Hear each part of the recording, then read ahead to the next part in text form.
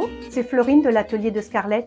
Aujourd'hui, je vais vous parler d'un accessoire très utile pour moi en couture, la règle japonaise. Et beaucoup de mes apprenties couturières m'en parlent à chaque fois. Je me suis dit, tiens, je vais faire un petit tuto pour apprendre à pas mal de personnes comment utiliser la règle japonaise. Une règle japonaise, comme son nom l'indique, est faite aussi pour tracer des traits. Donc je vous fais grâce de cet exemple. Par contre, une règle japonaise est très utile pour les patchworkeuses, mais aussi en couture, notamment pour tracer un angle droit.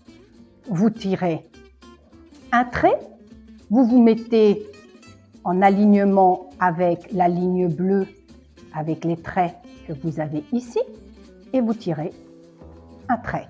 Vous êtes en angle droit. Très utile aussi en couture, c'est pour les marges de couture. Je vais symboliser un patron et vous avez une marge de couture, par exemple, de 1 cm.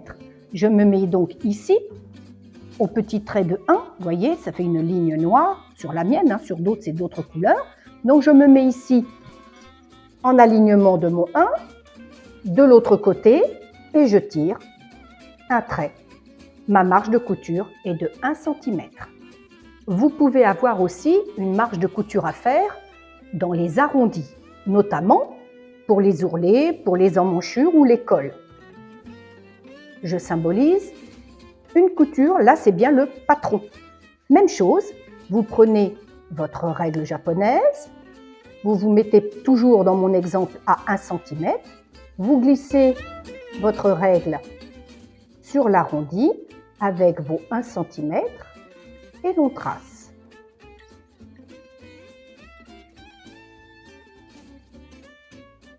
Et ainsi de suite, et ça suit l'angle de votre patron. Dernier exemple, et qui n'est pas le moindre, c'est pour faire les biais. Le biais, comme son nom l'indique, vous êtes à 45 degrés de votre tissu, qui lui est en droit fil. On tire déjà un trait sur le tissu. Et ici, vous avez des angles. On prend celui à 45 degrés pour faire le biais. On se met donc en alignement de notre trait. Ici, vous avez l'angle de 45. Je me mets donc ici pour avoir le repère, ici pour avoir le repère, et avec ma règle, je tire un trait pour symboliser 45 degrés. Je suis bien dans le biais.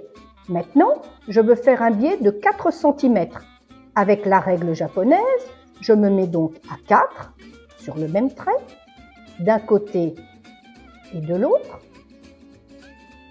Je tire mon trait et j'ai un biais de 4 cm. Je veux continuer dans mon tissu, je me mets sur l'autre trait que je viens de tracer, je me mets à 4 cm, je me mets à 4 cm ici, et je tire mon trait, et ainsi de suite. Le tour est joué. Si vous avez aimé cette vidéo, pensez à mettre un petit pouce bleu, ça fait toujours plaisir, et abonnez-vous à ma chaîne.